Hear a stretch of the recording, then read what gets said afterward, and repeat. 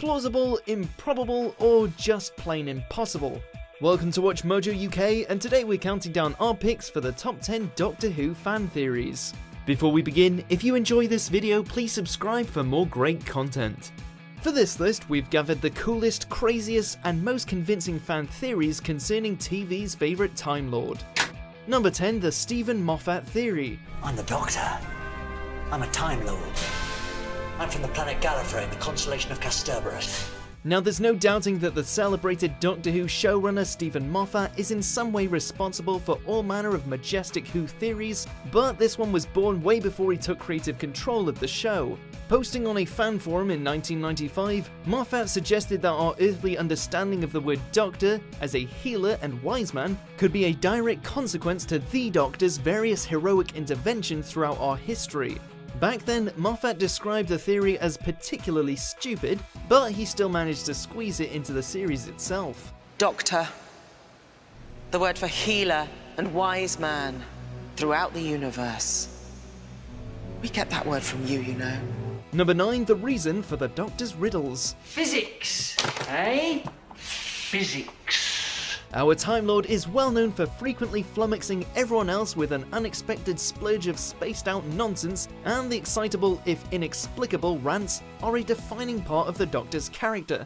But what if what the Doctor says isn't nonsense, but just the best translation that's available?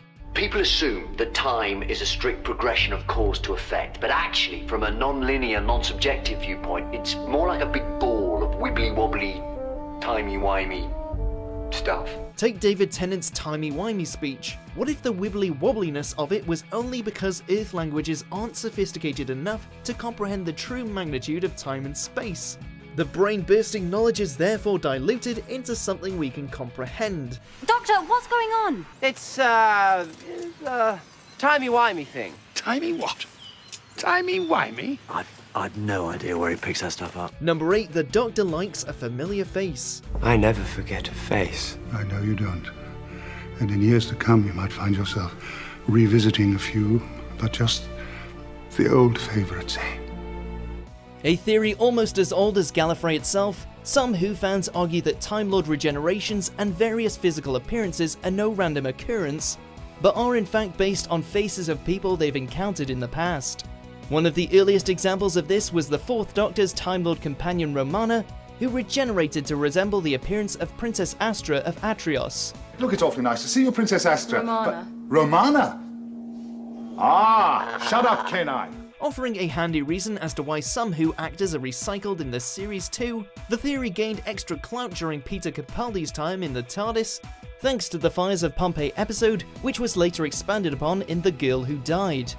I know where I got this face and I know what it's for. Okay, what's it for? To remind me. To hold me to the mark. Number 7, the Doctor and the Master. Oh, all right then. It's me. Hello! A recurring character throughout the original series and since the 2005 reboot, the Master's relationship with the Doctor is famously tricky to pin down. On the one hand, the character craves total domination, on the other hand, he or she and the Doctor go way back. So, Doctor, who is he? How come the ancient society of Time Lords created a psychopath? And what is he to you? Like a colleague or... Friend at first. Most indications suggest they were good pals on Gallifrey until they drifted considerably apart. But there have been hints towards a romantic past too, while some fans suggest that they could be siblings or that the Master is the Doctor at a different point in his timeline. Stranger things have happened. Hello. I'm Doctor Who. Number 6, Mary Poppins is a Time Lord. Only Mary's TARDIS is her magical umbrella. Perhaps it's a witch. Of course not. Witches have brooms. Let's review the evidence. She arrives out of nowhere, she strives to do good, she interacts with other creatures, her sense of fashion is distinctly doctorish, she can physically enter into artworks, and her handbag is bigger on the inside. Need we say more? We better keep an eye on this one. She's tricky. She's wonderful. And Poppins isn't the only pop culture character the internet has linked with Gallifrey. There's also James Bond, Ash Ketchum, Barty Crouch Jr., and even Tommy Pickles from Rugrats, if only for his multi-purpose screwdriver. Number 5, the Doctor was born a girl. No, Doctor, we have to face facts. You've come back to life, and this time, you're a woman. Really? I've always wanted to get my hands on one of these. A theory which is sure to gather pace during Jodie Whittaker's time in the TARDIS. The Doctor's gender, if there even is one, has triggered constant speculation. Until 2017, the role has always been played by male actors, but at the beginning of Season 9, Missy appears to reveal that there was a time when the Doctor was a little girl. But do we trust her? Since when do you care about the Doctor? Since always? Since the Cloister Wars? Since the night he stole the moon and the President's wife? Since he was a little girl? One of those was a lie. Can you guess which one? Either way, possible explanations as to why the Doctor has historically been male include links to a faulty chameleon circuit on the TARDIS and his previously mentioned tendencies to mimic the face of a former or future Time Lord. I like your handbag. Do you? Well, watch out I don't slosh you with it. Number 4, the Weeping Angels are fallen Time Lords. They're one of the most feared monsters in the entire series, but could the Weeping Angels actually be Time Lords themselves?